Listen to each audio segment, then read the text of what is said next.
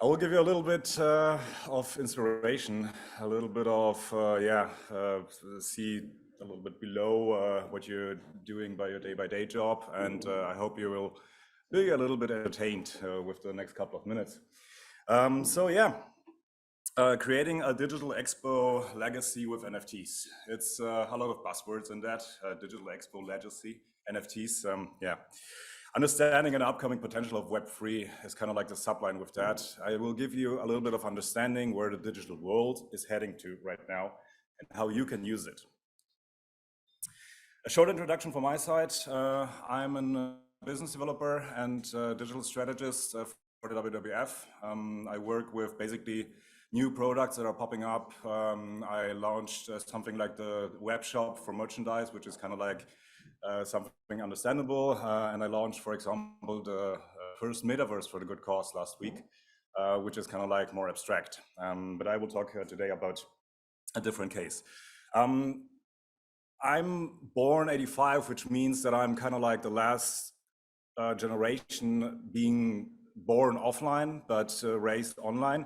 So I have an understanding for both worlds, and I have an understanding how to translate between them. And this is definitely a good thing for my job. So bear with me for the first 5 slides. For the first 2 minutes is going to be technical, but then you understand the rest. Very good. So Web3. Web3 is a buzzword that's around in the media right now. You might heard it. So far we had Web 1, which was kind of like the internet until 2005, which means it was read only. First sites like Google, where you just typed in, you got information out. Internet Explorer is something from that time, Yahoo.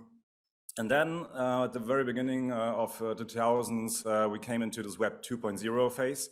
Web 2.0 was the first time that we actually consumed, but we also created. Social media is a very good example for that, because you all know Facebook. You're not only reading on Facebook, you're also posting, or at a certain point you did, most probably. Also YouTube, all the videos that are up there are basically created by people and not by the company by itself. Something like that is also cloud services, for example. So you're adding data and the cloud service storage works by itself. So where are we heading right now? We're heading into this next phase of the internet. It's going to be Web 3. Web 3 has the specialty that it's read, write, and own. This is kind of like where something new technological-wise comes in that we hadn't had so far. This is way better if it comes to like traceable, who's owning what. And if you see, for example, I don't know, I always have the example of kids. Kids these days, they're not into like wearing, for example, Adidas shoes like we have been back in the days, but they're more keen to like own a giant sword in their favorite online game, because this is where they hang out. And for a generation that's coming up now that doesn't have this differentiate between online and offline anymore, this is something that they will natively grow up with throughout the next couple of years. And these technologies, this whole technology of Web3 will be growing into our surrounding throughout the next couple of years. There is example-wise, there is one of these VR Googles, but it's going to be everywhere, not only in the virtual space with this special, thing. So why am I talking here, and why am I giving this example to you? You see a very huge number. We use source, so it's going to be legit. But in the end, where we really want to dig into is the second part, because the market of blockchain, and blockchain is kind of like what you can understand as a buzzword that's very much connected to Web3, is going to be very huge. And then there will be a certain percentage of that dedicated for cause marketing and basically charity and all of these good things, because people in general love to give their money to associations, to ideas, they stand behind that. So this will be a 20 billion plus US dollar business in the upcoming years. So I just mentioned blockchain. Blockchain, I don't know how familiar you are with it. Blockchain is basically many computers that are connected to each other, and these all together are a blockchain. This is kind of like a network of different computers that are having data. So examples for a blockchain are like a Google Drive or Dropbox. So if you share documents, everyone is having the same documents, right? If you buy a fish at a supermarket, you can trace it. Okay, it was fished in Norway, it was proceeded there, it was then shipped there. So this is a good example for a blockchain. You have cryptocurrencies like Bitcoin, like Ethereum, that are open on this blockchain written. So basically every transaction is transparent and is on the blockchain, and you can basically see it. And this newest addition to the blockchain are NFTs. NFTs has been a huge buzzword throughout the last 2 years, I would say.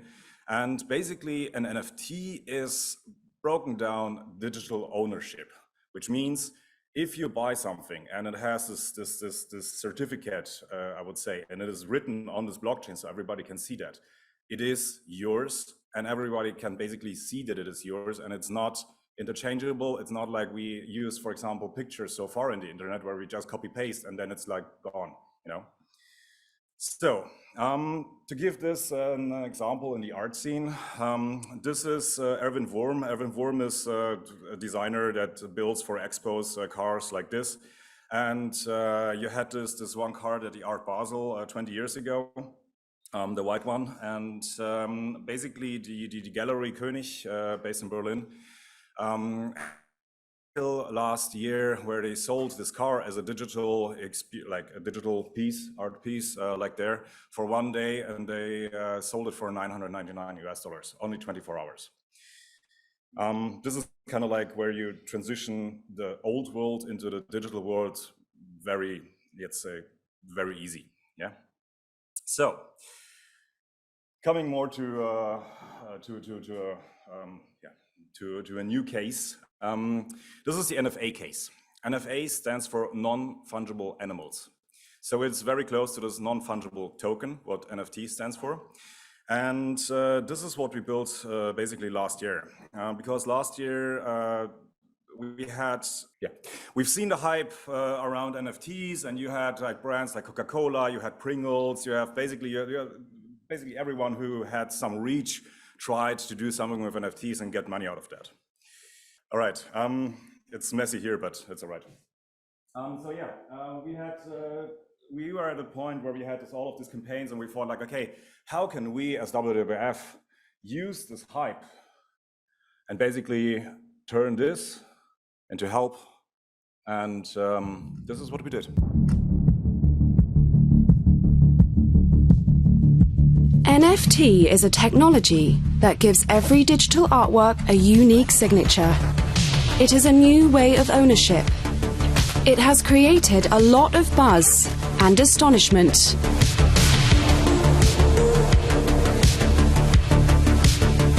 Can the hype be turned into help? WWF presents NFA, Non-Fungible Animals. In collaboration with renowned international artists, NFTs become NFAs, a collection of 10 unique pieces of digital art designed to help the fight to save 10 endangered species. All pieces of art are limited to the exact number of animals left in the world. Help the fight to save endangered species. Access wwf.de/NFA and find out how to purchase an artwork. Help us spread this message.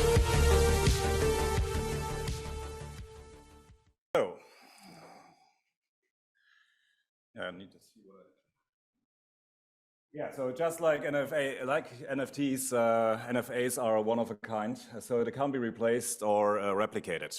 This is, for example, you saw one of the birds. It's a giant ibis. It's the national bird of Cambodia. There are only 290 left on this planet. So we created an NFT based on art from a real artist, and we only sold it 290 times. That's basically the story behind that. We have a lot of species. I need to see what I wrote. We have a lot of species on this planet that are actually critically endangered, and some are almost extinct. So we use the campaign using a new technology, creating a lot of buzz around that, a lot of like using the technology in a smart way and creating a lot of awareness towards the work of WWF and to the problem of the species that are almost extinct. NFTs are a trigger word for many people because NFTs are not really understandable for a lot of people, and the environmental impact is still an issue. And if you hear that WWF is one of the world's leading conservation companies is going into NFTs, it's at first ridiculous.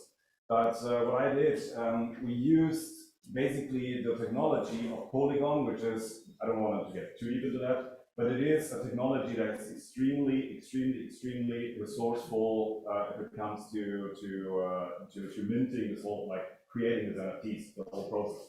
For example, one transaction of Bitcoin is right now around 820 kilograms of carbon. That's ridiculous. One single transaction. We're destroying the planet with technologies like Bitcoin if we don't look into that and if we as a society just accept it how it is. So that's how we used the campaign last year. And Ethereum back then was, if you compare that on a scale, a lot less.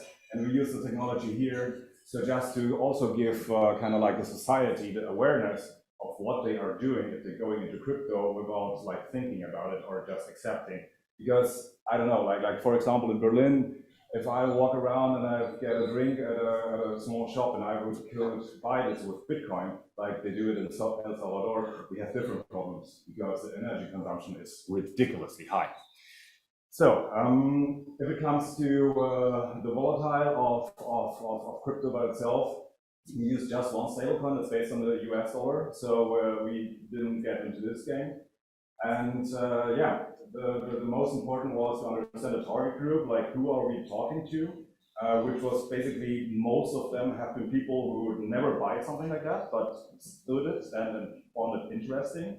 And on the other side, we had this Web3 space where we're trying to approach, which is a new target group for WWF because we would never dig into these groups, right? And in the end, we had a good story and we had momentum. So, just to give you a little bit of what we came up with, in Germany alone, we created 74 million contacts, which is quite nice. We sold NFTs for about 300,000 in revenue in total. I was quoted from Die Zeit, which is kind of like one of the most important newspapers in Germany until we had Forbes magazine. We had a lot of coverage from our side of WWF where we never would go into, right? And it helped us brand positioning wise because we also had this educational part in that, and we had an innovational perception by itself. So we, as a brand, we're getting more into being like innovational than we've been before. And yeah, so far it's the most successful NFT campaign from an NGO worldwide, which is nice. So, to give you a little bit back to the whole scope, we're here. Basically, what I want to give you with this example is understand the value of PR a campaign like this can bring. Because we sold 300K because we had this massive press coverage, and we would never have this press coverage if we would pay for that, or it's just we don't have the funds for it. The story was good, the storyline was good, so media picked it up, and this whole thing worked because we had an outreach that was massive, and then it was broken down to the NFTs by itself. It is a new integrated business models. We don't know how this whole market will develop. So, but in the end, selling merchandise, selling art, selling this on a digital way, which is even more cost effective, and so the margin is higher if you do it right. It is a new business model to generate funds for you. Experience, because in the end, you know, like when people went through the venue here, I was there yesterday, and it was very nice. And if I would have a shop at the exit, for example, I would be so positive, emotional-wise, that I would probably buy something. And this is like if I have these things afterwards back home, I remember it. And this is also something you can look into from a digital perspective, because in the end, you want to have people remember your event in a very, very positive way. And these technologies can definitely help. And of course, community building, because the Web3 is in total about like building communities, and this is where marketing by itself is heading into. We're right now in an age of influencers, so you have communities behind people that are representing the influencers, but we're moving slowly into the age of marketing being more into communities. And Web3 is one of the tools that will be very, very, very important for that.